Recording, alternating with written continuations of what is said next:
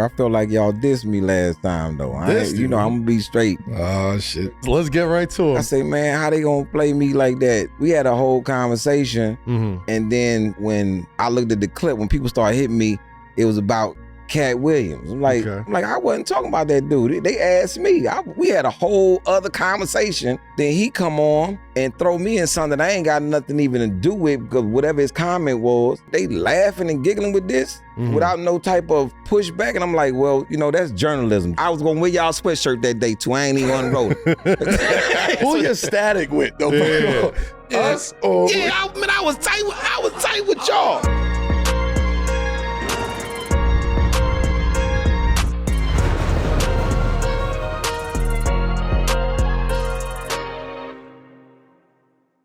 Yo, peace. Welcome back to 7 p.m. in Brooklyn. I'm Carmelo Anthony here with my co-host. You know what it is? My name is Kazim Famiwide. You can call me Kaz. And this is a Wave Original presented by FanDuel, the official sports betting partner of the NBA. Melo, what we got today, champ? Here we go. Our guest today built his career without waiting on permission. No big machine behind him. No shortcuts. Just stories, honesty, and a voice people could connect with. From Houston to stages all over the world, he's become one of the most respected storytellers in comedy. And he's still moving at a pace that his peers cannot keep up with.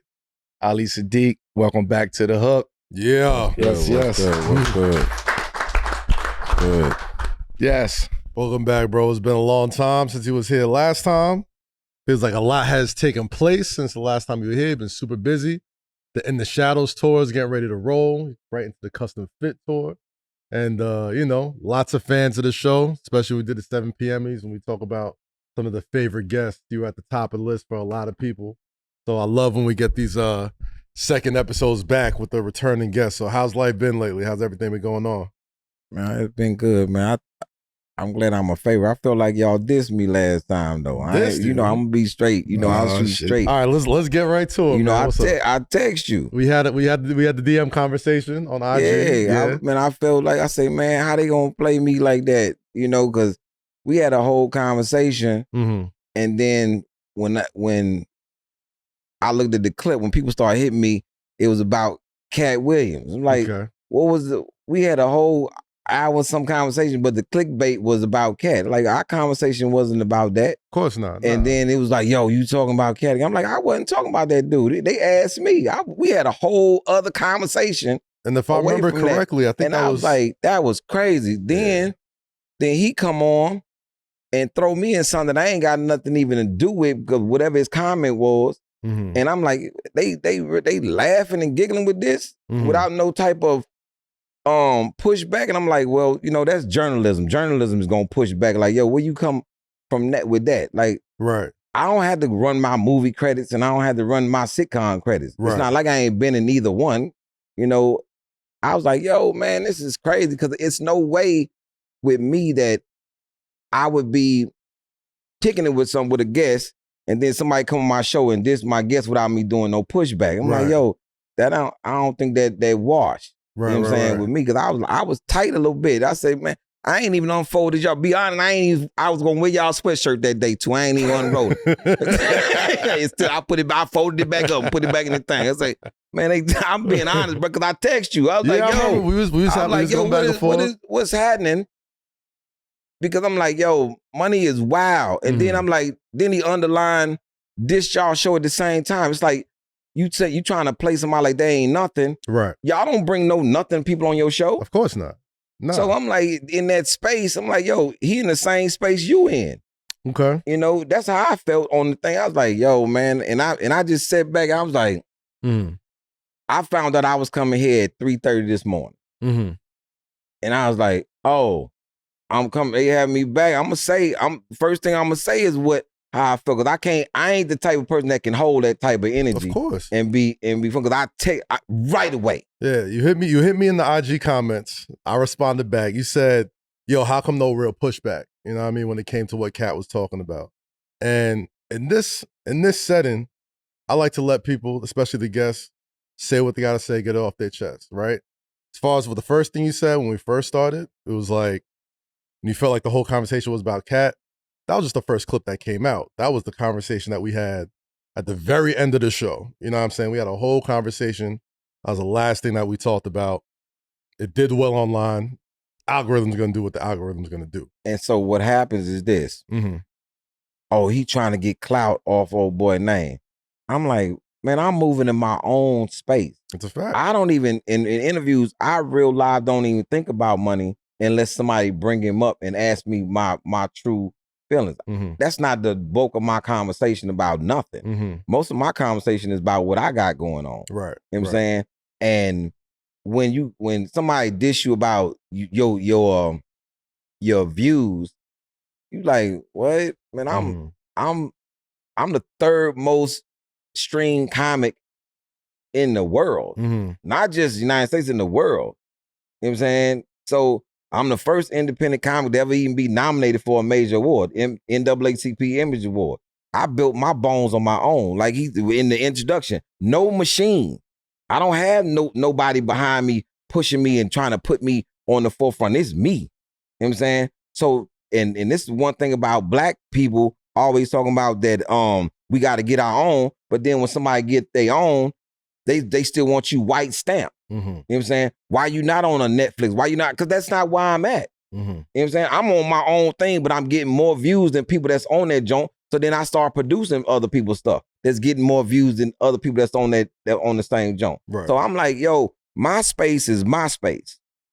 I'm not even concerned about nobody else's space. And when somebody talk about they got a bunch of movies, I used to do this joke. This is when I was writing jokes, but it was based on something real. You can make anybody feel bad about anything if you really look at it. Fact, this not facts. Did Minnesota not trade 7 people for Kevin Garnett? Mm-hmm. 7 people, 7 other NBA stars, millionaires. You know what I'm saying? That they traded for one person. And I always said I wanted to be number 7. You know what I'm saying? Let me be number 7 because at least I can say I'm the sweetener. I'm the one that's I'm the one that sweetened the deal. They asked about, they say you for you. They like, nah. They brought up 5 more people. They was like, nah. Yeah. They brought another person. They like, nah. Then I came in. It was like, yeah. Like, then, fine, I'm gonna be in the gym like, yeah. You know, Melo, you wouldn't even be here if it wasn't for me. Hold up. Who you static with, though? Yeah. Us or who you static with? I'm coming back to it's that. real static. I'm coming back I just to that. think, you know. Who was you static Yeah, with? I was tight with how y'all produced What was that. you tight about, though? That first, we had a whole conversation, and then y'all asked me about old boy at the end. Yeah, and that's the clip that came out. And then Well, that's you know the the clip that internet came better out than first. anybody. You know what I mean? That's just a clip that did well. But I don't do the clickbait. That's the thing. So I stopped going on other shows if we didn't have an understanding of what was coming out. Because I don't need, in my mind, I don't need no clickbait. I'm cool. So we don't like clickbait either. Yeah, and the world do though, not us.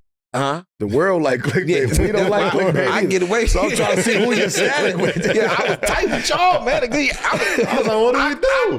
I DM'd who I was tight with. He told me like, yo, Ali text me. Ali hit me talking about he tired. Like, what the fuck is he tired about? Nah, he said, yo, why you getting no pushback? I'm like, yo, first off, it's the Peace God segment. So we started off with like, yo, we heard XYZ while Ali, he was on the show. Mad respect that we threw initially. And it's always in the same sort of vein. Like, yo, how can we help bridge that gap, make it all together? We do it with everybody that we hear any sort of beef with because we don't like the clickbait, because we don't just go after the negative. So you know another thing that was done in there? And that's how it went. It was another picture tried to be painted to me too. And this is why I be talking about cats be talking from safe space. So if you go on somebody's show that's popular like this, and then you say that I'm an enforcer for somebody else, but then you say it's on site.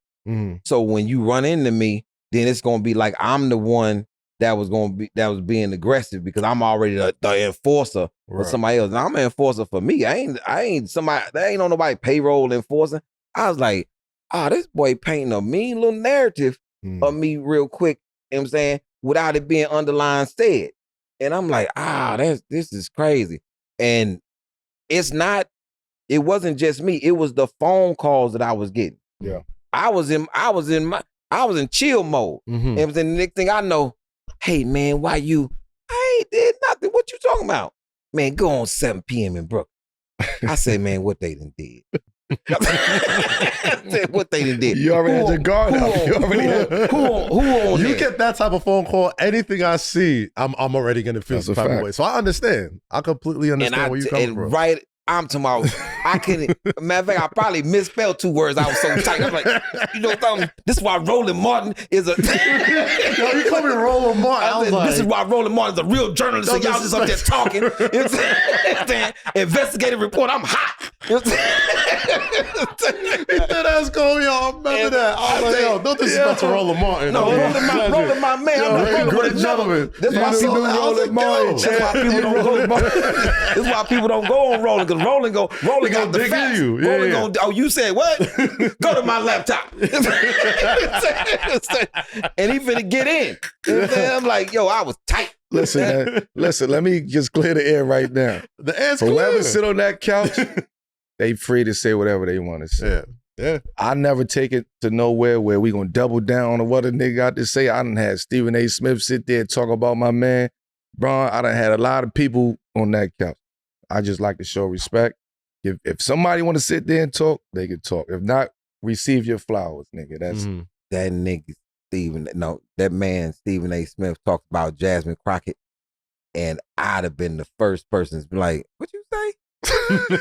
Because when you talking from a space that you don't understand, right, it's hard for me to be in the space. Like if I'm doing an interview with somebody and they start talking about a situation with you, and I already know the situation. I didn't talk to you. I'm gonna be so uncomfortable. Like, so that's what you think happened? Yeah. Like, I see some of Melo's faces during that Stephen A. POV. I'm we like, good though. We gonna clear. Thank you for holding us accountable. I appreciate that. Thank you for holding us accountable. Well, I'm glad he told you I was tight, because I didn't know if he even told you, because I was on that. I went right to the group chat. He said, oh shit, Ali just texted me. I said, fuck he talking about? He said, I thought I was gonna end up in a special. I was like, oh man, this is about to be not good. He must be saw the episode. I was tight. Roland Martin is crazy, by the way. Shout out to nigga Cass, aka Roland Mountain. Roland Martin, not Roland Mountain. But look, man, let's get back to why we here, Chet. You built a huge, man, like audience. Like you said it earlier, without Netflix, without HBO, or the traditional system of how everybody would go through it. How do you stay independent? Was that by choice?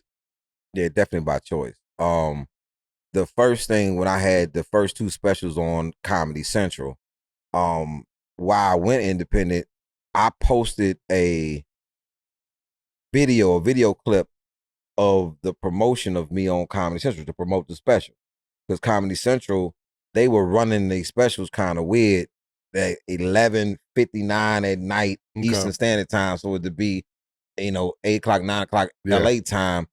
And it's not getting the viewership, So I say, well, let me promote my special and put it out there.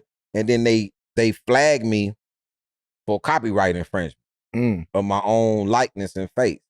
So I was like, nah, that ain't solid. Because how I'm supposed to promote it? How people gonna see it if I don't say nothing about it?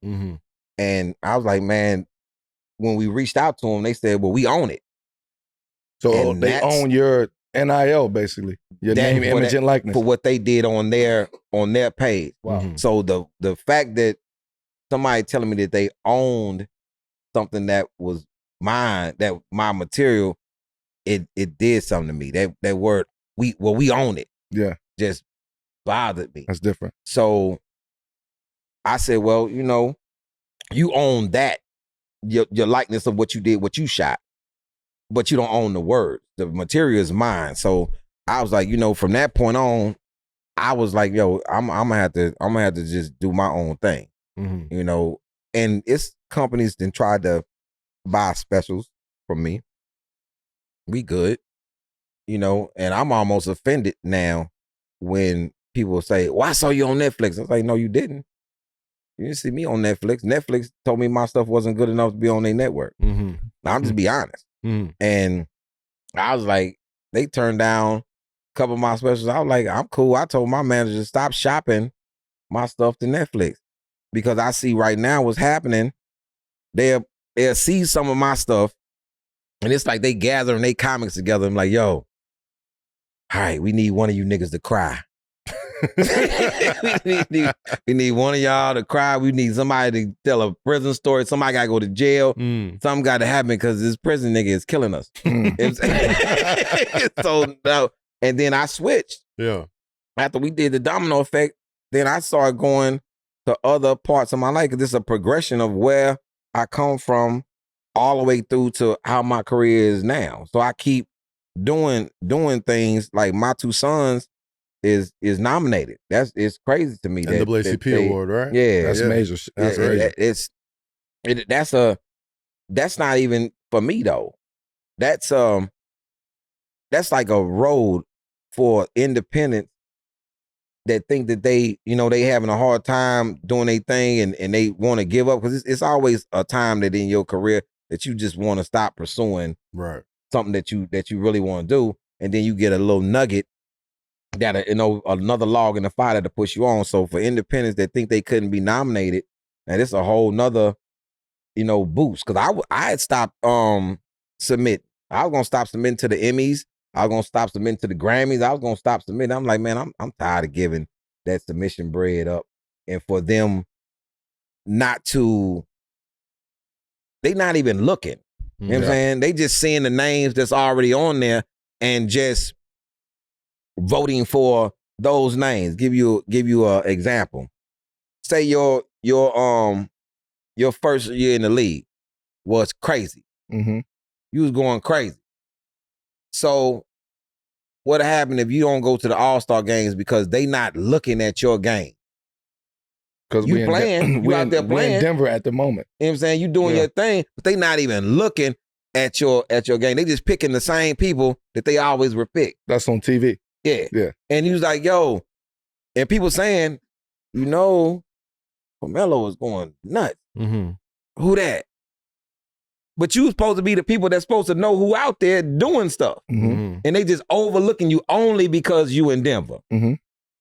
Not your game. You got the stats, you got the number, you got all the things. Right. But because somebody else is playing in LA, we gonna pick him. Or New York, we gonna pick him because they are just a familiar market. That'll do something to you. You like, yo, man, what y'all got going on? Why I gotta go to another place in order to be an all-star when I'm putting up, when the all-stars are, when the people who you picking coming to the gym and I'm playing in their gym and I'm smoking them. So no love for that. You like, wow. So they keep picking the same people all the time. So I was gonna stop submitting.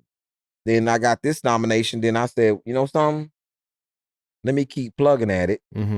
And just like when people talk about numbers, man, we paid a little money to get the numbers on what people doing. And they viewership on every network.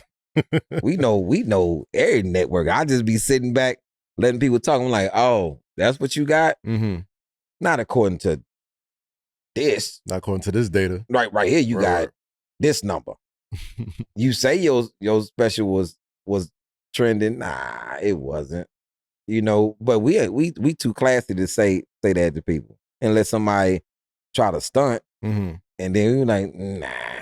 But I think that's a big part of your success, though, because I feel like now more than ever, every sort of person in any creative field is trying to cut out that middleman as much as they can. You know what I mean? Like if they have something that they gotta sell to or have a network that they really got to answer to, a lot of people trying to get out of that. And yourself, you know what I mean? Especially in stand-up comedy, there's been lots of people who have followed the mold you sort of led. But give credit to somebody else, though. Fair. But like when it comes to what you've done, it just seems like a different level of success, right? Like you mentioned the all-star sort of comparison, right? Like you could be an all-star and not be all NBA. You know what I'm saying? Like you could get voted by the fans, but when it comes to like, these are the top 15 guys, like that's not something you can get voted on. When it comes to comedy, you can have a big Netflix special, you can have a big Hulu special, whatever. YouTube's for everybody. You know what I'm saying? Like that's more of like a people's champ award as opposed to the things you've sort of like stopped putting yourself up for, like Emmys and NAACPs and all that type of stuff. The success of the people, in my opinion, seems like it's a lot more satisfying than the success of the industry. The gatekeepers. Yeah, the gatekeepers. It's you know what I mean? It's a thing. My connection to people in my style of comedy is way more fulfilling than jokes. Mm-hmm. You know, I'm kind of helping people deal with things. You know, like loss still is one of them things that the trauma where people come to when they come see me, loss may be their one thing that help. Man, it's crazy when somebody come to your show and the lady say, man, my husband was a huge fan. He passed a month ago. We had already had these tickets. Mm. I made a t-shirt. I just want to take a picture with you and the t-shirt, which has my husband on it, and me. And it's because this is a thing that me and my husband did. When an old man comes to the show and say, man, my wife, 76 years old, loved you, stay up all night watching, died Wednesday. I came with my daughter. They held the seat for his wife, and he said, man, it made me feel like she was here listening to my daughter laugh. Empty seat, then it's me. It's like listening to my wife in the bed laughing at your stand-up. Mm. Man, those are the things. And when last week, 2 weeks ago, the dude shook me, man. Big old dude. Just walked up, couldn't say nothing. Mm-hmm. Just started crying and just laid on my shoulder. And I just like, big man, I understand. You know what I'm saying? And his thing was that his son didn't make it out of being in the street. And to see somebody make it out of being in the streets just gave him so much, you know, appreciation of the things that he told his son. You know what I'm saying? With, you know, those type of connections, you don't get that from jokes. Yeah. You know, so yeah. I'm a different type of comic. Yeah. You know, a different type of person with people. Yo, whenever I watch players like Cooper Flag, I can't help but think that they're poised for sports greatness. That's why I tap into FanDuel while I'm enjoying some hoops. FanDuel is easy to use. It's the highest rated app for sports betting and boasts some of the fastest withdrawals in the industry. Stay on top of critical moments and keep track of your favorite athletes' averages with a single tap. And use the updated Parlay Hub, which allows you to swap legs out of pre-built parlays. Visit FanDuel.com/7PM today to check out the latest boost builders where profit percentages increase with every leg you add to a parlay. That's FanDuel.com/7PM. Must be 21 or over and present in select states. For Kansas in affiliation with Kansas Star Casino, or 18 and over and present in D.C., Kentucky, or Wyoming. Gambling problem? Call 1-800-GAMBLER. Or visit FanDuel.com/RG. Call 1-888-789-7777 or visit ccpg.org/chat in Connecticut or visit mdgamblinghelp.org in Maryland. Hope is here. Visit gamblinghelplinema.org or call 800-327-5050 for 24/7 support in Massachusetts or call 1-877-8-HOPE-NY or text HOPE-NY in New York. We cover a lot of trending topics on this show, and lately everyone's been talking about AI. But talking about trends won't make you more efficient at work. For that, you need the right tools. You need Zapier. With Zapier's AI orchestration platform, you can bring the power of AI to your work. Zapier just fits into your workflow, whether you're technical or not. Use Zapier to streamline your marketing, sales, IT, HR, and more. This is why 3.4 million companies already use it. For us, Zapier connects all the apps we use, so tasks like scheduling, reminders, notes, and follow-ups happen automatically in the background. No AI hype, just results. We want the 7 p.m. family to know that AI actually works. Join the 3.4 million companies already automating with Zapier and transform how you work with Zapier and AI. Get started for free by visiting Zapier.com/7PM. That's ZAPIER.com/7PM. I admire the work ethic, right? Meaning for you to be on tour, right? And to pump out these independent shows while you on tour. Like, everybody don't have that type of dedication to do some shit like that. And being independent. And there's no machine, like we talked about earlier. There's no machine behind you. You on tour and you knocking 2-3 shows out. Independent shows while you on tour. Yeah. Like, how do you find the time to like really be, for one, balanced and all of that, but also you're a private person, right? How do you figure out what's private, or what's going in material? Because that's very hard to do. I go on the simple rule that one person in my family told me, "Hey man, don't say nothing about me." And that's my mama. My mama looked me straight in the face. Don't say nothing about me. Everybody else is fair game. Especially if I take care of you. You fair game. But my mama I'm about to do so to answer the question about work ethic, how I shoot is probably sounds crazy to most people.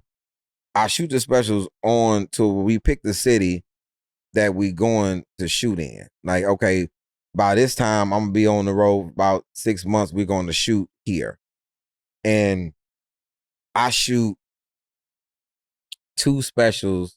Well, at first I was shooting 2 specials at a time. Then in Detroit, I shot 3. So my 2 sons and Rugged was shot in Dallas at the same time, Friday and Saturday. So Mondays, and then the next special is getting ready to come out in March. My father, Mondays, and The Dog was shot in Detroit at the same time. So I'm getting ready to shoot in Tyson, Virginia, the 27th and 28th. So In the Shadows 1 and In the Shadows 2 will be shot on Friday, and then Family Vacation and My First Love will be shot on Saturday. So that'll be 4. So I just kind of keep upping the ante for myself. How many specials can I do at the same time? And they be individual joints, and they actually be special. So I'm writing 4 specials at the same time. It's like I wrote 3 at the same time. Like I wrote 2 at the same time. So my thing is, once I have the title, I start skeleton out the story, you know. And what's the best thing about it is that the stories keep being added because I keep remembering stuff. Like I'll be talking about something one day and I'm like, that go here. Yeah. You know what I'm saying? And it's just the story. I just jot it down. I don't write jokes anymore. I haven't written a joke in maybe 6 years. So you just write the skeleton of it? I write the title, and then I start filling in the story. Like if I was to do like the conflict special, I'm still having conflict, so I want to just do it all at one time, and y'all just made it to conflict. We gonna be on that? Yeah. I was waiting for it. But let me tell you something. But the thing is, how you make it's an honor, bro. It's how you make it the conflict? It got to be the conflict first, and then it has to be the resolution. Yes, of course. I don't just leave the conflict out there. You know what I'm saying? It got to be the resolution. Hey, it's an honor, man. I've always wanted to be in the stand-up special. So. Make sure we at that show. Make sure we at the conflict. Let me see it first. You see with Dwight. Did you see I went on Dwight show? I saw that. I went and try to press you about the Hakeem stuff. It's the conflict, and then it's the result. And then he had to go to the bathroom. He was in the bathroom like bruh, we doing the show, right? He's like, yo, and I see him keep shifting, and I'm like this because he was drinking these nectar juices. I'm like, yeah, that pulp tearing his stomach lining out right now. Then next thing I know, he get up. And it wasn't his knees. I was like, yo, you trying to crunch that stomach to get out of here because you about doo-doo on yourself. But then he gone, right? And we talking for like 45 minutes. Like, out. I'm like, yo, he on that toilet. And he texts him, yo, y'all gonna have to keep the show going. I'm like, yo, he in there lighting his house up. And he had like 13 bathrooms. I don't know what, he probably shit in 4 of them. You know? From bathroom. He was tight on that joint. He never came back. I left that man whole house without no wrapping up. They wrapped it up. You see, you know what's gonna happen now? Now, next time we see Dwight, when Dwight comes here, he's like, yo, I wasn't even shitting like that, man. It's on the camera. His boy was like, yo, he is open back there. Come on, son, that's crazy. No shoes on. Life ever move different around you because they know they might end up in the story. Hey, I don't even want to go back. I don't even want to acknowledge that. We can't even start Dwight out like this is open. But this is closed. This is open. This is when you on the toilet like there was no shoes on when you open. I'm highly disappointed in Ali. What I say? Wow. You know, that's cold. This is why, yo. This is why, man. Like, people got to move differently around you. Around what? They got to move differently around you because they know this going to happen.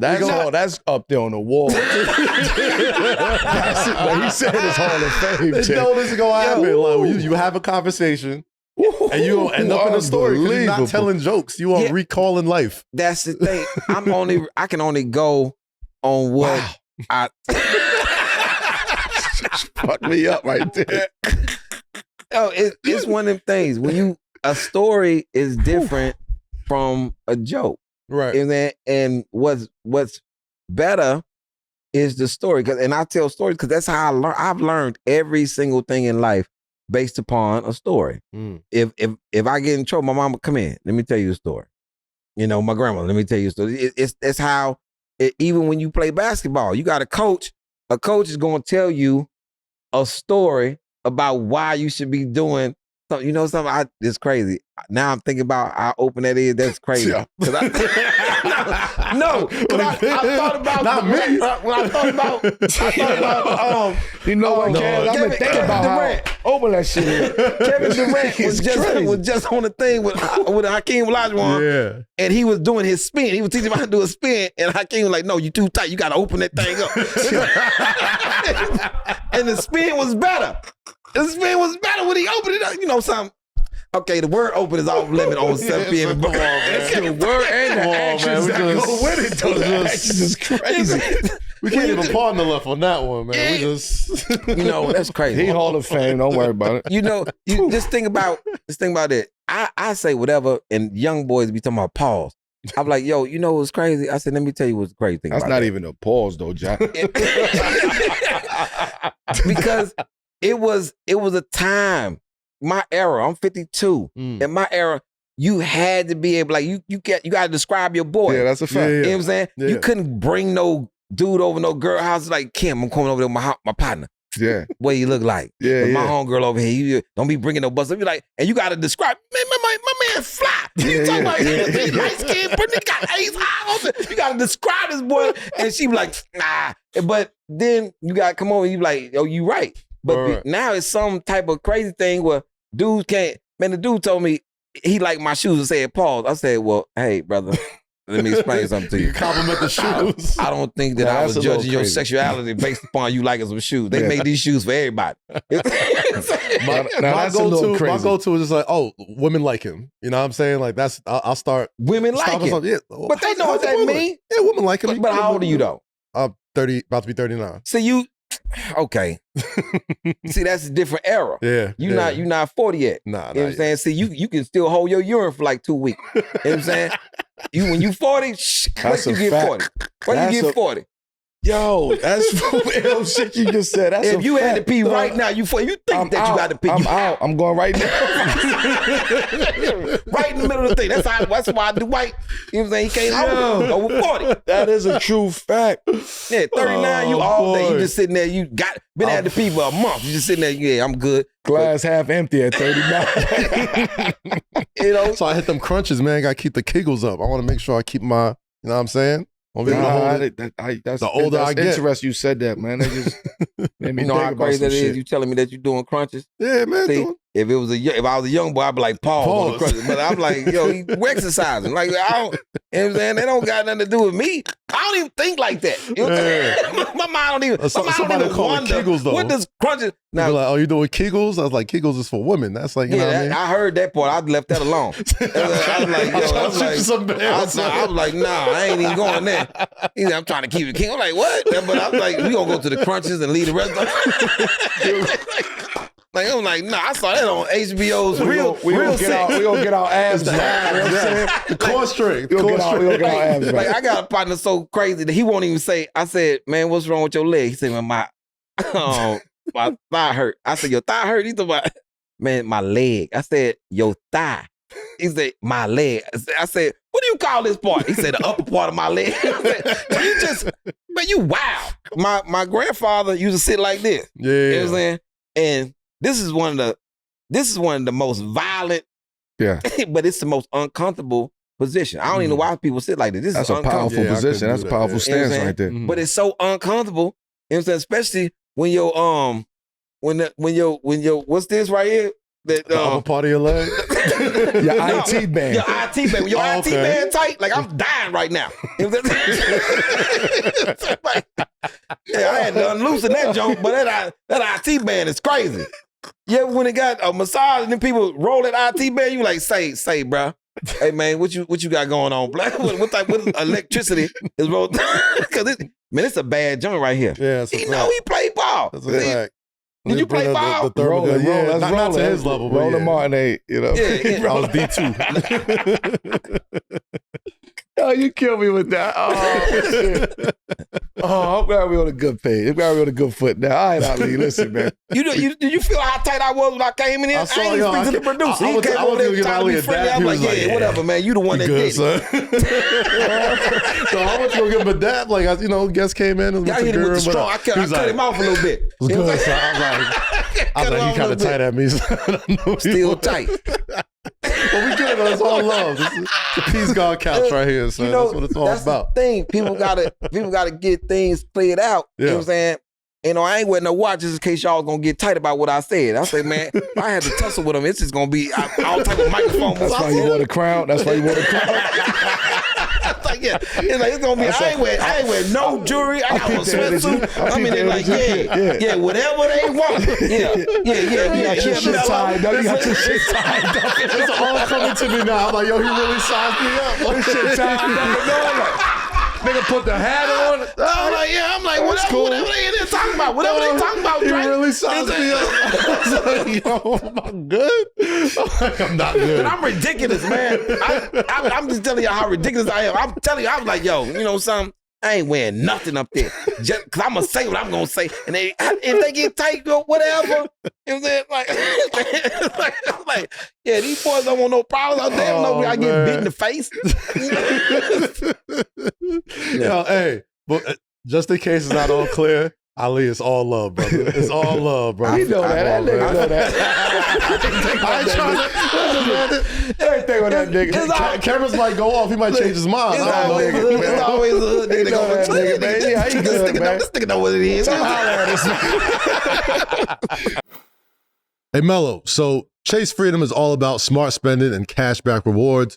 So we thought this would be fun. We're going to play a quick game called Splurge or Save. I'll name a few things, and you go with what your first instinct is, whether you want to splurge on it or save on it.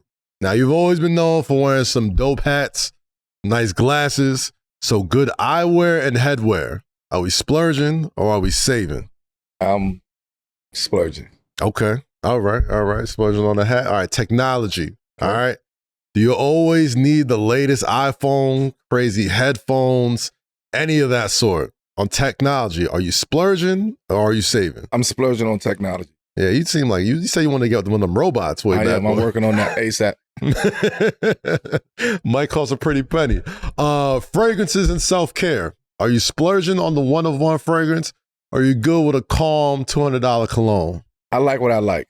I'm gonna save because I like what I like. All right. And nobody's ever gonna think you're wearing anything cheap anyway. So yeah, I have my scent.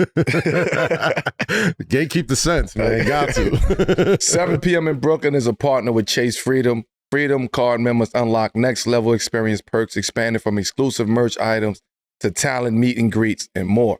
It was an experience you wouldn't want to miss, but luckily, 7 p.m. has you covered with a recap on our socials.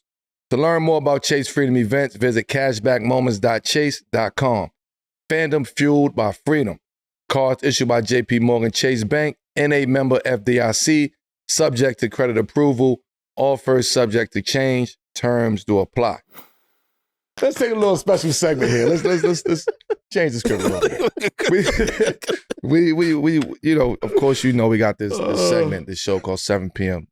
moment. Okay. This is that point of your life where, you know, personal, professional, where you're at a fork in the road, a moment where the choice you make sends you down a very, very specific path.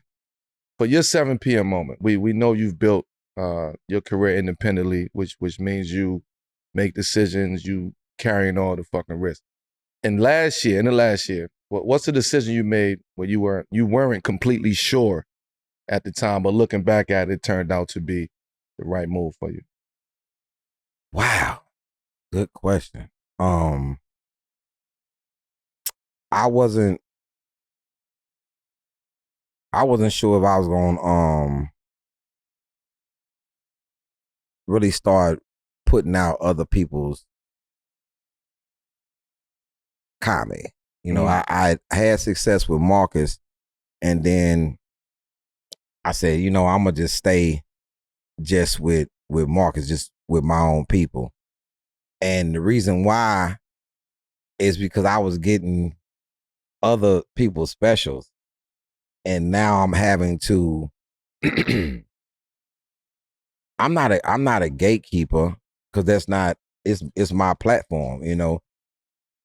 And what I want on my platform, I want something good to be on my platform to come behind mine, to come behind Marcus's. But man, it was a hard decision for me to say, okay, I'm gonna keep doing things, because I was getting some specials from friends that man, I didn't want to be the person to say it, but I had to be. I'm like, yo, bro, man, this is not special, bro. And knowing that I was gonna lose those relationships, but then it's a thing. A brother gave me some understanding. He say, man, when you have a friend never tries to get away from you, nor wants to. You know, I can tell Marcus the tough things, and he can tell me the tough things, and then I'm noticing that other guys who we supposed to be friends been knowing each other for years, over 10, 15 years, and they want me to co-sign on things that I was simply saying it like this, man, that's not your best work. Yeah. Let's revamp it. Let's not say this part because I know some guys who just started. They open what we call open mics. They just now starting. And they were saying that type of material. Or me explaining to you that you trying to say something that's for right now, but it doesn't have any longevity to it. So I'm going to have to, in 5 years, I'm going to have to go figure out what is he talking about. Who is Nancy Pelosi? You know what I'm saying? Or who is Trump not president no more, but this is what you put into your special. Mm-hmm. And you like, man, I don't want to do that. Man, man, that's messed up. You trying to, I'm not trying to do anything but make you better. Yeah. As a, sharpen your tool. You know, as a comic, and put out something that's going to have a lot of longevity to it, and people going to come see you based upon it. Man, bro, what you want me to do? You want me to sign off on Fort jokes? You want me to sign off on sex jokes? You want me to sign off on this? And I just can't do it. And then I can't really put my bread behind it. So now you acting as if I'm the person that's holding you back. And now I'm getting to the point where I got to say, well, why don't you just go and shop it to somebody else? Or, man, then the conversation come from that to, man, where you at? Where you at? Since you ain't understanding me on the phone, where you at? Because if I got to fly to you and tell you in your face, and then whatever happens at that point, because you're not understanding, well, I'm not trying to hold you back, but what you're not going to say is that I'm trying to hold you back because I won't put my bread behind you. I don't want to lose $90K messing with you and knowing that I'm not going to be able to recoup this. I'm a small company. You know how you should know that I'm a small company? Because you talking to me, nigga. You're talking to the owner. That's a fact. You wouldn't be talking to me. It's not some big board meeting. It's a one-on-one meeting. Hey, man, it would be an assistant calling you. It'd be all type of, it'd be like 8 people before you get to me. You have to wait at some lobby first before you get to the place. Guess what? I bank at Chase. I have never seen JP Morgan in my life. I don't know his kids. Nothing. If I have a situation, I gotta go to that lady in the window first. They got a special on the History Channel. JP Morgan. I mean, I'm a private client now, but I remember when I wasn't.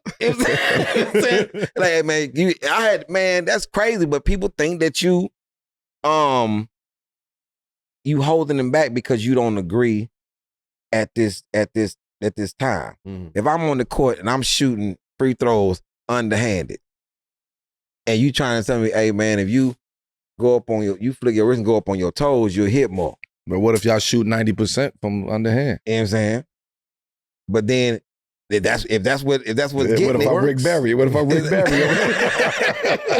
He's like, that's why I'm on. But he's like, but nigga, you shooting 40. Yeah. You know what I'm saying? But that's the difference. If you don't want no guidance, and I was at a place where I was like, you know something, I ain't doing it. And then I did Ryan Davis. I wanted to ask you about him too. So that was your moment. That was that shift that, like, you know what? I'm about to stop doing. I'm gonna do it this way. I'm not gonna continue to do it this way, because if I do it this way, they're expecting me to just help them out just because of who we are. Yeah, and it's not about the work anymore. It's about just our relationship, as opposed to going and tightening up your tool and getting your pin game right and studying and doing your due diligence, and then listening to me, right, taking my advice and saying, all right, I heard that, I'm gonna come back and try this material out. So there's nothing wrong with keep trying and trying and trying and trying. You know what I mean? It's just people don't want to fail. They don't want to do it, and they think now you blaming me. But the other thing is, you would have never had this conversation with HBO, Netflix, Hulu, Prime. You'd have never had this conversation with them. You would have never, if they would have told you to redo it, you'd have redid it in 2 days. Right. I mean, you could have the conversation with them. It'll just be a short one. They're like, oh, you don't want to do it? Okay. We'll find someone else. You know what I mean? Yeah. And when you tell them to go find somebody else, you shitting on them. They call you, you shitting on them, then they call you back in 3 days. Yeah, nigga. Yeah, I got somebody else. You be like, all right, nigga. And then you see them niggas on Bird TV. You like, nigga, who is Bird? Who is Bird? Yeah, nigga, Bird TV, nigga, come on PBS, nigga. Don't worry about it. I'm up, nigga. Yeah. Gave me $5,000 for my shit. Like, nigga, you call me with your little $5,000, nigga, mad. But hey, respect. Yeah. And then you found you a lane. And then when it don't do nothing, then next week they call you back. Hey, nigga, I got 500 views. Man, what can I do different? Nigga, you could have redid that shit, but you didn't want, First time. You didn't want to. You know, and that, man, it's just a weird thing with comics. Comics they be married and in love with their special. And I'm not. It's like my whole team, man, I done came, first of all, the titles have been changed based upon, so Domino Effect, right? Domino Effect, you would have never got a Domino Effect 2, 3, and 4 if it would have been the first name. The first name in that special, the first Domino Effect was called 1983. Because that's when, what I was going to do. 84. 83, 84. 87. I had to skip up 4 years. Right. Like, it would have been crazy. Like, this nigga 2012. Nigga. So Eric came and he hit me. He's like, yo, but I think that this is a better name. And I thought about it. He pitched it to me, and I said, okay, cool. We went with Domino Effect. Just like Rugged. Rugged was called from the beginning. It was called I'm Not Handy. All them damn words. but he just said, hey man, it's more than about you not being handy. It is he gave a whole synopsis of it, and then we renamed it Rugged. My Two Sons always been My Two Sons. You know what I'm saying? Mondays was 5 different names. We came up with a bunch of different names, and I was like, but it's Monday though. And Eric was like, bam, there it is. Mondays. 4 stories about what happened on Mondays. My father has always been my father. The dog has always been the dog. But man, Eric Abrams came with great advice and changed it. My manager, Joe Eschenbach, he always give me hey man, what you think about this? It's a bunch of things I would have never even done if Joe wouldn't have pitched it to me and told me the benefit, the pros and the cons. Because me, I'd be like, man, I don't want to do that. Yeah. And then he's like, anytime I hear that right there, I'm like, okay, what is it, Joe? And then he'll pitch it. Sometimes I say, still, I'm not on it. And then sometimes he's like, okay, let's roll with it. And then it turns out to be a good situation. I'm not married to any of it outside of my integrity. That's the only thing. I'm not changing my morals or my integrity for nothing. That's a staple. These are just top level creative conversations. You mentioned Ryan Davis. Somebody that just as a fan of the comedy, like I believe sort of like followed your blueprint as far as like the YouTube is concerned, as far as putting out specials. And a viral video went out recently with, I think, Aries Spears was mentioning comics, and it was, he mentioned a lot of names, but when he got to you, he did make it pause a little bit before he did, select Ryan Davis as being somebody that he enjoyed, but also gave you lots of props as well. I just want to hear your thoughts on that, because I think y'all both are incredibly talented dudes. I said it best when I sent a post on his thing. Well, I feel what he's saying. I get his opinion. But according to Deadline and Vulture and New York Times and LA Times, I'm the greatest storyteller of all times, no matter the era. So I'm not listening to what Mr. Spears is saying. And then he's about and then I said, I put on there and I made it clear. I said, and by the way, go watch Ryan's special on Ali Siddiq's YouTube page. FYI, there's no divide and conquer here. I'm making it a point. Bro, I don't care about who you pick. Not my thing.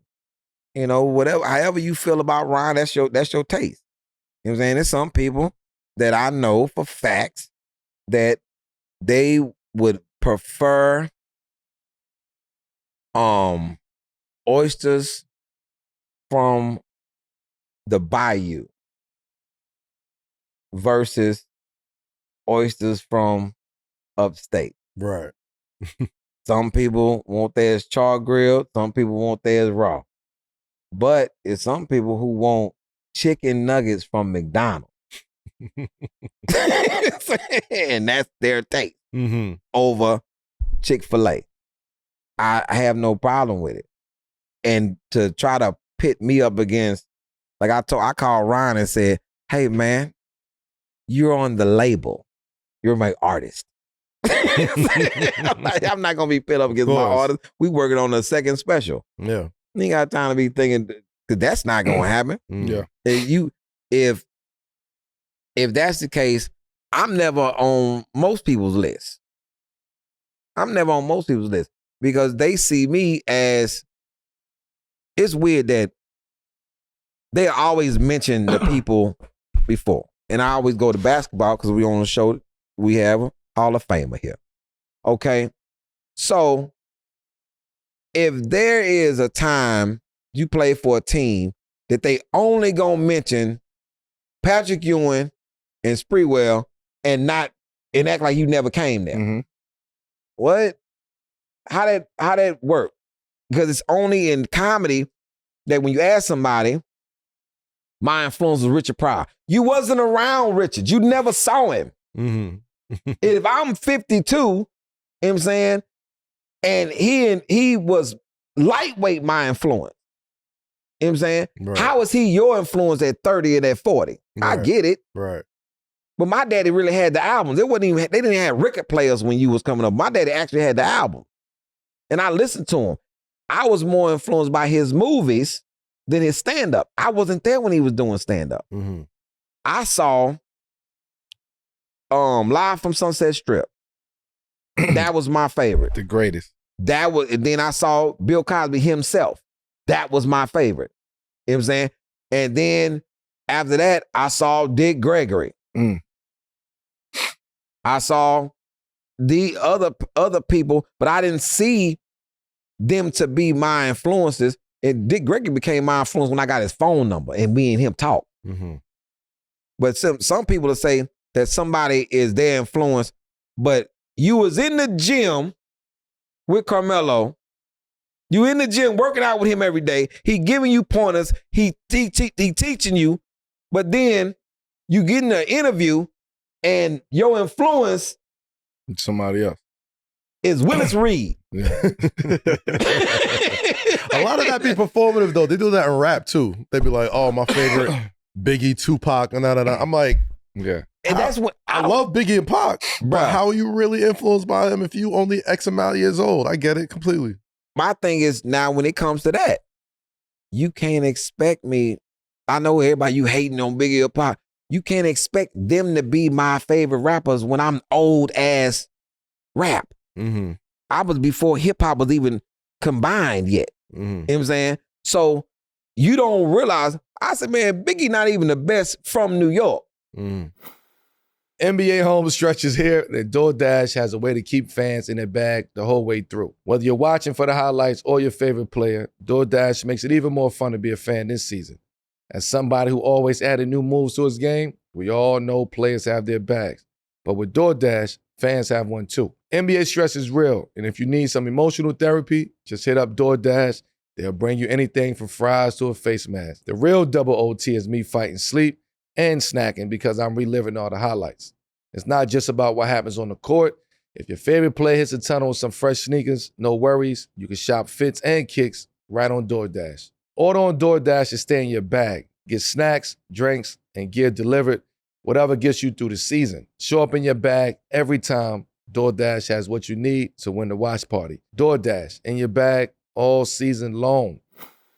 He ain't the best big man from New York. Heavy D kills Biggie.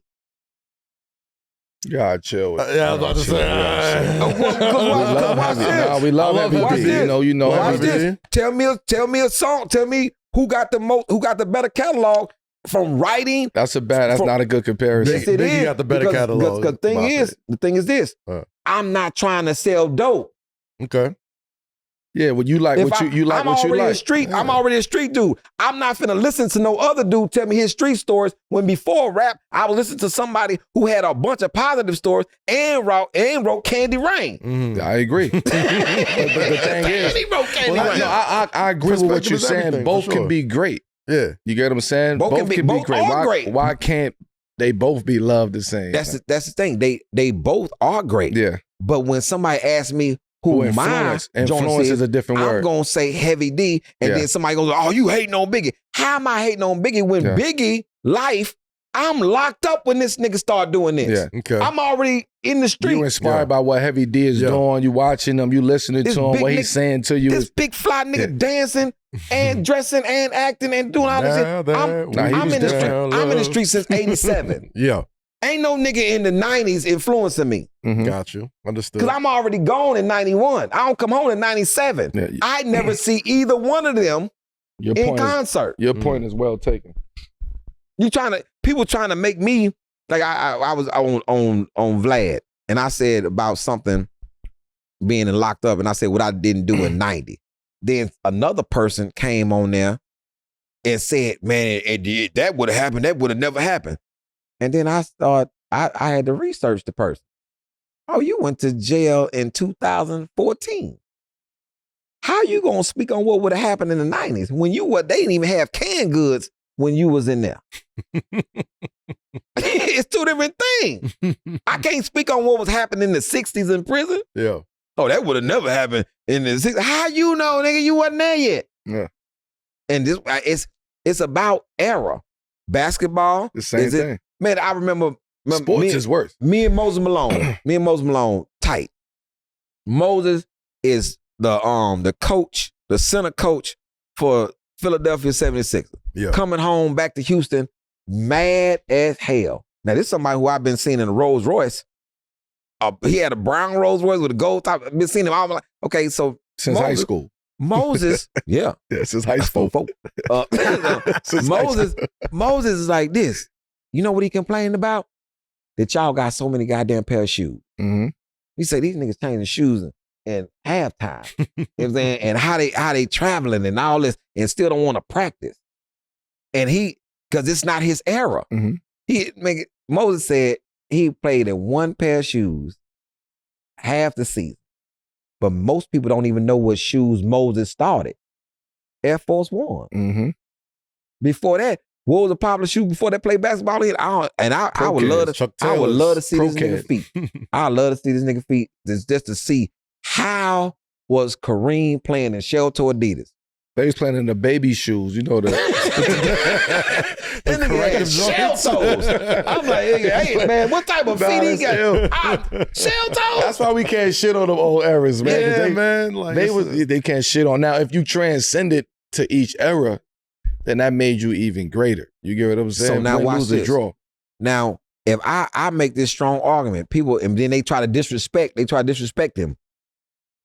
If somebody asks me who the greatest basketball player of all time, I'm going to say Bill Russell. And people like, he wasn't playing against the Mormons. They be saying bullshit. You trying to hold it. You trying to hold it. Now, I was trying to hold it. I was trying to laughing. Now watch this. This is some racially charged shit for me. Okay. This is racially charged for me. So Bill Russell, 9 championships, right? Then he coached for 2 more, so that's 11. Mm-hmm. He played and coached, right? So when they talk about who was one of the greatest coaches of all time, who they say? Red Auerbach. So his name comes up first, but he never won without Bill Russell. Mm-hmm. Okay, so then after he retired, who did they get a team to? Bill Russell. Yeah, and he won 2 more rings. So how the hell is Auerbach? As soon as somebody say the greatest coaches, he gets it, but they ain't say that nigga coach against the Mormons. That's the whole thing. Try to hold it again. It's like it's the thing. How do you just diminish what the black man accomplished, but you relish in what somebody else accomplished? They're on the same team. How does he not get the greatest? The greatest. That is one of the more underappreciated like sporting accomplishments in history. That shit is crazy. Nobody else is gonna ever do that. Win the chip. You know what I mean? I don't think people Carmelo, talk about it. I'm being honest, bro. Yo, Carmelo is crazy. Be honest, man. Could you coach and sub yourself in and out? That'd be ill. When you come out the game, when you go there, you out there. You gotta get some for water. 24. You gotta get yourself minutes. Wait, just be honest. You over the team. You over the Knicks right now. You over the Knicks right now. And you out there running. When you subbing yourself out? It's like, yo, Carmelo has played his 84th, 84th whole game. He played, like, damn, he played 84 whole games. Record. Ain't never came out. Everybody else has been switched out. And he just calling the shit crazy. As he running down the court, hey man, go tell your man to come in. Like that, when you gonna do it? Now, Bill Russell's story is very, very honorable, man. Like, honestly, it don't get enough. Don't get enough. Of what credit. you're saying. This Like, nigga it don't had get no enough shoes. If he would have had some shoes that niggas would have been wearing right now, you know what I'm saying? Air Forces back then. If that nigga would have had some shoes, some Pelicans or something, it was like, now who had the worst shoe ever of all time? Who had the worst shoe The worst shoe ever created of all time. Golly. Oh, I know. I know who I'm going to say. I know what I'm going to say because they fucked over my man. You know what I'm saying? Worst shoe ever. Hakeem Olajuwon, them Etonics.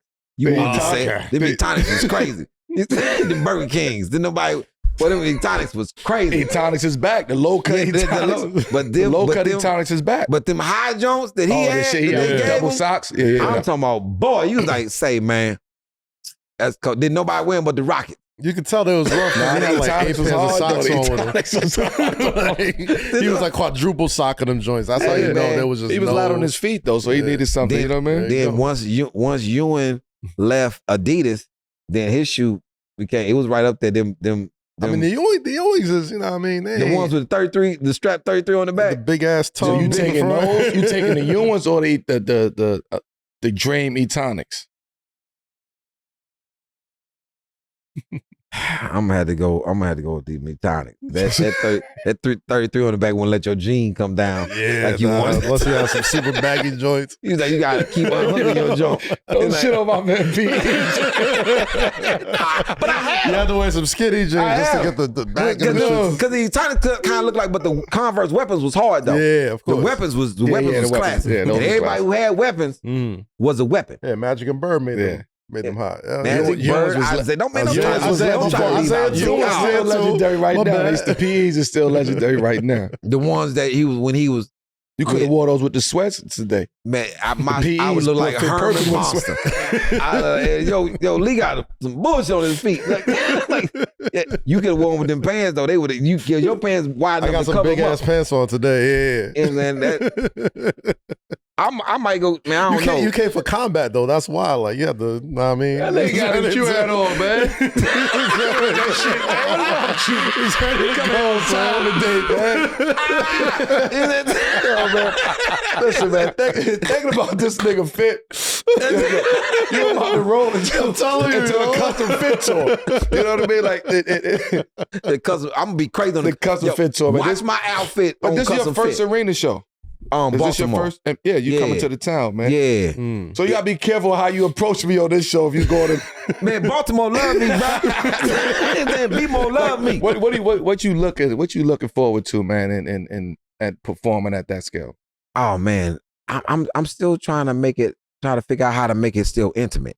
You know, even though it's in theaters, I still manage to make a theater feel very intimate. Now an arena, it's gonna be a different ball game. It's my first time going into arenas. I'm trying to figure out the stage and where I'm gonna be, and if they gonna be around me or they gonna be all in front of me. It's just one of them things. I'm not gonna front like I'm not nervous about it. That's a different crowd. Yeah, I'm trying not to lose. Be more different crowd. Yeah, be more rugged. Yeah. No, but I'm good at B-More. It's just the size of the place. Yeah, because when I'm in Baltimore, man, it's where you at the arena. Yeah, you at the new arena downtown. Yeah. When I'm in Baltimore, I always, because that's the thing about me. When I'm in a town that's supposed to be like that, people can always find me in the place where it's supposed to be like that. Like if I'm in Philly, I'm gonna be in the Badlands. If I'm in Baltimore, I'm gonna be downtown. But I like B-More. My man Reggie Carroll's from B-More. Shout out to Reggie, that's my guy. That man, Reggie, Reggie Scruncho. Scruncho, right? Funny motherfucker. Yeah, me, Reggie, and Scruncho used to call each other when we would get into it with somebody, and we would tell each other that you're not gonna get no points for that. And then I called Reggie one time. I was like, "Yo, you trying to beat up old boy? No points. Matter of fact, it's gonna be a deduction. You gonna like you deducting points?" I'm like, "Yo, call Scruncho. We already talked about it. Deduction, because it's not. You got to be a formidable opponent. Yeah, you know what I'm saying, to really get out there. So I learned a lot about why things were not edging up, because Reggie was like, bruh, he ain't what you think, man. So you can try to play with him if you want to. That's my man. Yeah. So when he died, I'ma just say it like that. It still ain't no conclusion to how my man got up out of here. Mm-hmm. So that's a daunting thing because I know our last conversation. That's a fact. And man, Reggie used to cut my hair. Man, I would come to LA and Reggie would cut my hair. You know, both Masonic brothers. Mm-hmm. You know, man, Reggie was a solid dude, man, and he was always trying to pull out money on me. He was saying, yo, you know I got it. And I'd be like, Reggie, you know I got that bread. You know, we still had that no credit card, still holding bread. Like, and it was crazy to see two dudes with that much money in their pocket. We still got it. Mm-hmm. It just, man, I miss him because I could just hear that crazy laugh and see his face all the time. So big shout out to him and his family. You know what I'm saying? Then Baltimore just a good space for me, man. They're going to show you love, man. It's just a good space. DC, Baltimore area, Philadelphia, Jersey gonna be crazy. You know, it's just I'm just a success story for the hood, and I think they enjoy coming out to see me be the same. You on this tour, like what you want, like people to walk away feeling about this tour? Oh, what I'm gonna be talking about. Custom Fit is more than just a name. It's how the people that end up around you in your life, you know, they custom fit for your life. And just like sometimes you have to take something back to get altered. You know, with friends, sometimes your friends got to get altered. Sometimes family members got to get altered, you know, to start fitting the mold of who you know, start to become. So with Custom Fit, it's the clothes, it's the friends, it's the family, it's the attitude, it's the message of being around people that's tailor-made for you. You know what I'm saying? And that's in life, man. People need people around them that is a benefit. If I'm around you, I'm not a benefit, then I'm kind of wasting your time and mine. You know, I want to be able to uplift you, you know what I'm saying? Help you persevere, you know, sharpen your manhood, you know what I'm saying? You know, constantly educate you and get educated by you. You know, that's just the thing and the goal for people to. I want people to come to me with ideas that's gonna help elevate. You know what I'm saying? I want people to when I'm on some nonsense, you know, and that was some of the things. Sometimes I'm on an interview and somebody hit me and be like, man, you on some bullshit. And I was like, yeah, I was. Like, yeah, you wasted your time talking about something else versus, you know, centering it around you and what you got going on. He said, because your story is inspiring to people, man. I don't want to hear nothing about you beefing with nobody or talking down about, you know, it's a lot of people out here that talk down on their own people all the time. Like, damn near never hear nothing positive from this. And then when something start happening to them, they want you to be positive towards them. When you're like, nigga, I ain't never heard you ever say nothing positive, ever. Like, it's not one person that can say that you gave them some words of inspiration. You just always talking down in public. You know what I'm saying? Like, I wasn't gonna say nothing about y'all in public, man. I was gonna wait.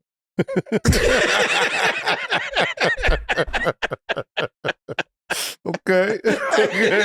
And I appreciate that. You know, I was waiting for it though. Yeah, you waiting on it? I'm about to get it. I never want to piss off those stand-up comedians. He was so unconcerned, man. Man, leave me. We'll talk to that nigga when we see him. You kidding me?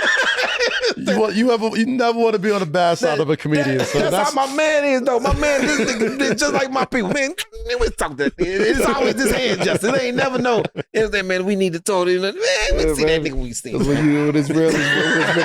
What's real is real, man. That's it. You know what I mean?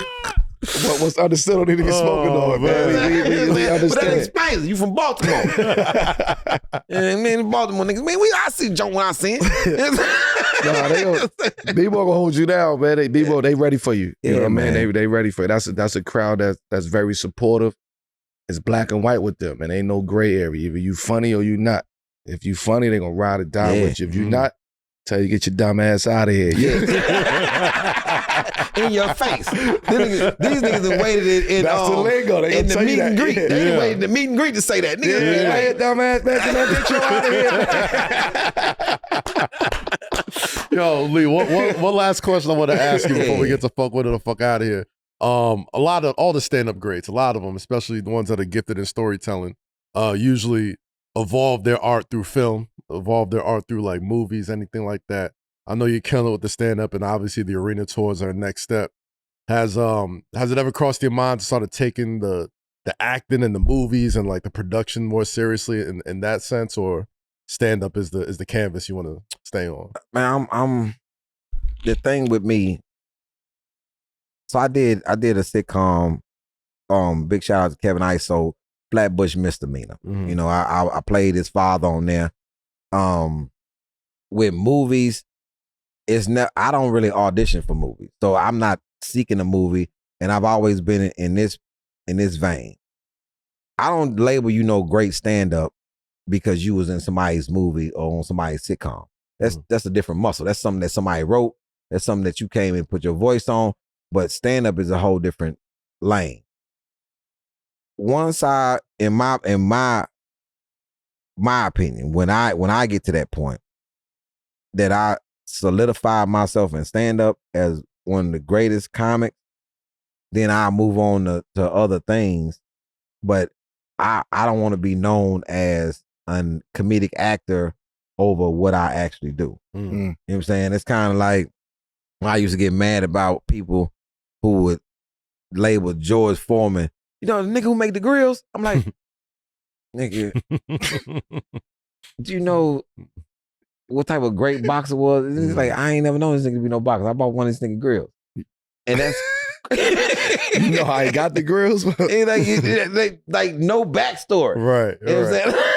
It's like I don't want to ever be that. I want to be, stand up first, and then he went to something else. But I may not ever go to somebody else's film because unless it's something that I produce. Because I don't want to be in no. If I played a movie, I would want to play Frank Matthews. I play Frank Matthews. I play Dick Gregory. But man, I don't want to do the rest of this stuff unless I'm making movies like along the lines of, now one of my favorite comedic actors is Adam Sandler. Yeah. Now with Adam Sandler, I would make the movies that he made in the beginning, the fun movies. I don't want to do nothing serious. I just want to do some fun stuff that don't have to make sense. Mm-hmm. You know what I'm saying? It's just, this was a fun movie. You know what I'm saying?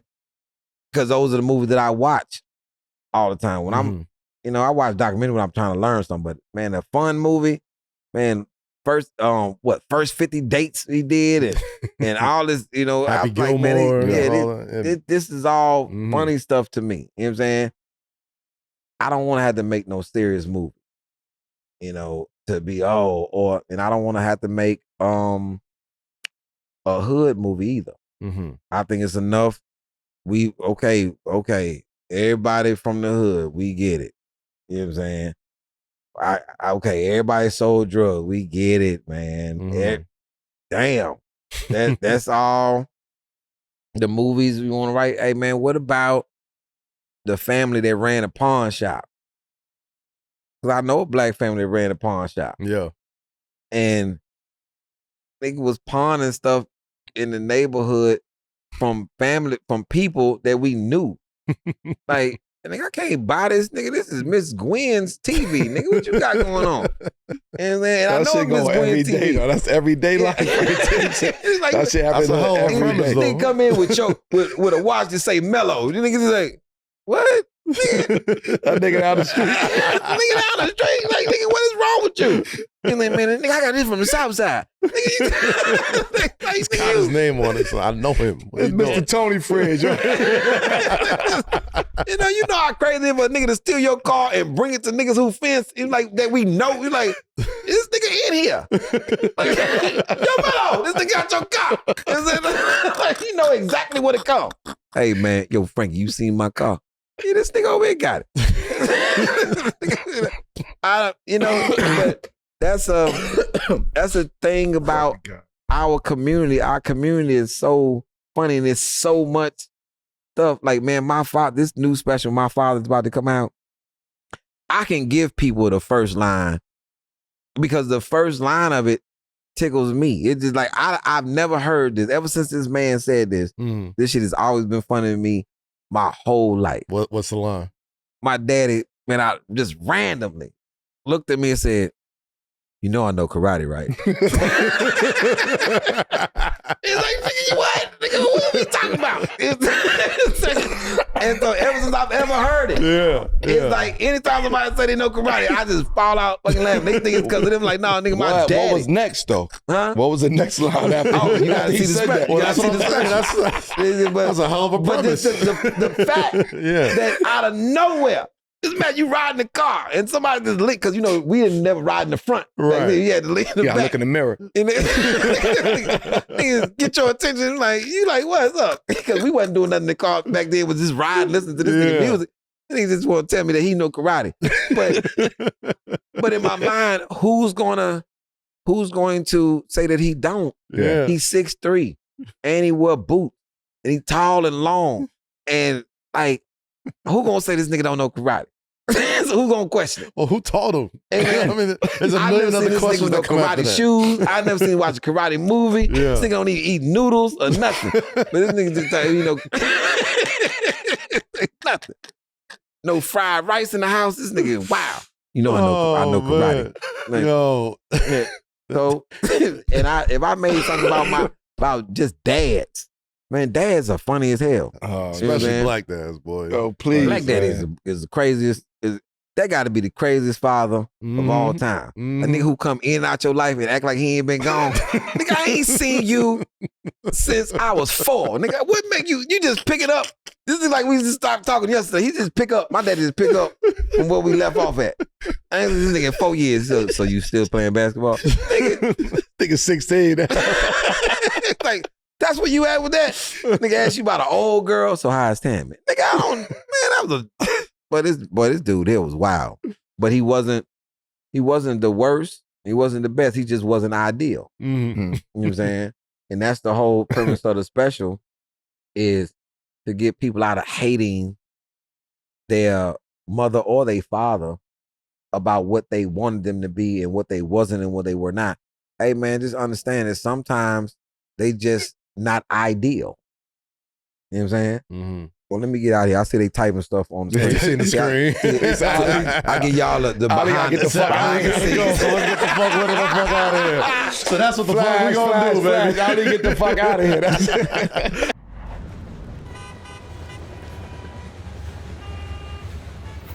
It's time for America's #1 segment. It's called Fuck With It or Fuck Out of Here. You already know how it goes. Ali, are you ready? Yeah. Let's go. There's a new sport coming out in Australia, and it's called Run It Straight. I have not seen this video. Oh, no, I did see this video. 40-yard dashes? Oh, shit. Oh. See, we used to call this back in the day Oklahoma on the football field. You know what I'm saying? He froze up. This Oklahoma right here. This is hot ball. Jesus Christ. Yo, what the fuck? So, can I see that again? Yeah, that's better than power slap. So I'm with it. Oh, shit. Both of them gone. Both of them gone on that one. Are we just speed running the CTE? Just straight to it? Ain't no football or nothing. Where the football at? Yeah, right there. They got a black Oh, one. they got something. Oh, okay. They got a That's black Oklahoma Not right gonna there. hold you. I would watch the fuck out of this. Yo, they all Samoan. Like, you're not getting out there. All the New Zealanders, the Hey. They rugby players and shit. Yeah. Yo, I'm telling you. Hell no. I'm with it. I want to see one of these football niggas go over there and play. NFL gonna do that shit right there. Here they come. Texas. Wow. Yeah. Everybody in Houston, Texas, Dallas, Fort Worth, all them thick boys down there. Listen. Bop, bop, bop. It's going down. Yo, come on. It's like come on. Look at them.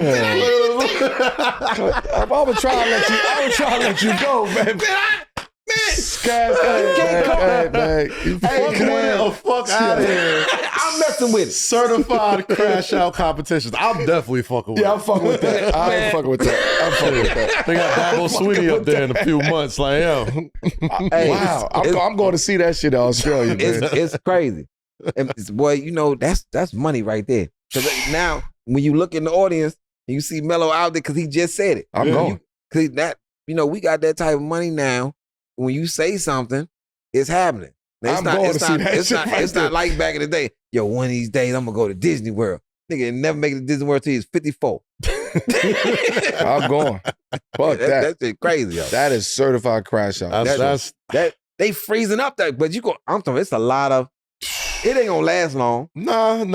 There's nothing because that's first season, right? There's definitely a tragic end to that, but so they done lost half their clientele in the first season. They gonna have to keep finding people. They probably signing up at a crazy rate. Hell no. That's like the slap shit. That's what I'm saying. It's like power slap, but like more. Now we grew up doing the slap thing. We survived that. Yeah. But this right here, this is I'm talking about that boy up there. That boy froze, toes up, everything. That boy toes froze in his shoe. He out of there. Ain't gonna be no multiple time MVPs or nothing. It's one done season. One season. That's a serious. That might be the most serious competition. Like, and then you gonna watch. They gonna have the next year. I'm talking about very next year, 2027. It's gonna be the champ gonna roll in a wheelchair. Hey man, I'm 2-time. Yo, chill. I'm 2-time. Getting the standing ovation coming in like, yo. Hey man, y'all good up for 2-time running straight world champion. and he doing this, but somebody's still pushing him. He think that he really. That nigga got the Christopher Reed. That nigga just.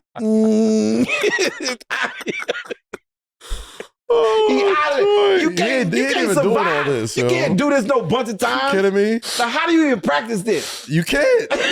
You can't get no reps. This is a one and done. This is a one and done. That boy still holding that ball. I like to say to the people, this nigga slobbing. It's gonna be crazy. That nigga eye loose. Like it's gonna, bro. This you cannot. You know something? I'm done. I don't even want to see them. I'm done with you, my nigga. We still got some more to get to, man. Oh shit! So somebody pulled up to their runs with the blick on their ankle, and I don't know if this is. Oh, I think I seen this. That's before. In the Knicks arena right there, like a Knicks court. What this nigga mad on the about? Ankle? Oh, yeah, that's stupid. He let niggas know don't even fuck around. And they playing very seriously. Yeah. Glock Rivers is crazy.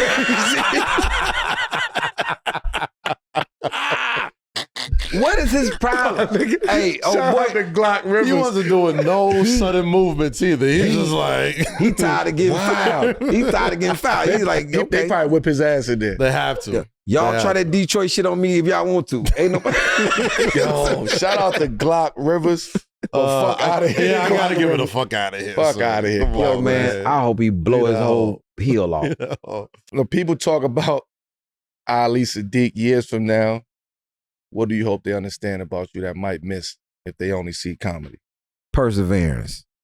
I hope they look at me and see ultimate perseverance. Don't let nothing stop you from what you're trying to achieve. You know, if you want a one, you just want a one. Just because somebody haven't done it before, that don't mean a damn thing. Just keep pushing. You know what I'm saying? There's a lot of things that only one person did before. Then it opened up a floodgate for other people. So perseverance. You know, it's a huge thing that I look at this and I can see the success story in this. You know, just think, man, not that long ago, we would have got hung for speaking freely. We would have got hung for reading. You know what I'm saying? You reading a teleprompter, you would have got hung for that. There's no way that you would have been able to have a career 100 years ago. You know, just think of how far we've come, and somebody died for this opportunity for us to be able to do this. You know what I'm saying? They persevered even through death. They persevered through all the bigotry and the pain and whatever they was going through in order for you, I, Melo to sit here and everybody that's behind the scenes to sit here and do what they do. So perseverance and seeing it through is huge. You know what I'm saying? And always pay homage to those who paved that way prior to you even existing.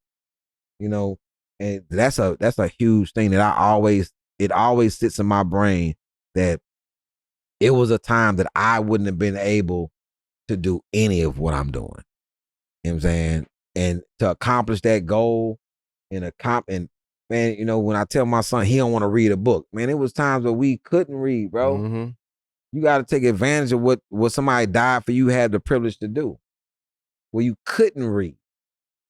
You know what I'm saying? You couldn't speak freely. You couldn't wear bell-bottom jeans. You know what I'm saying? Well, This is not no bell-bottom jeans, man, them Soul Train Come jeans, on, man. Them son. bell-bottom jeans. This is not no bell-bottom jeans, my Them guy. ain't no bell-bottom. What? See, If you take that shoe off, This nigga is I'm a big serious.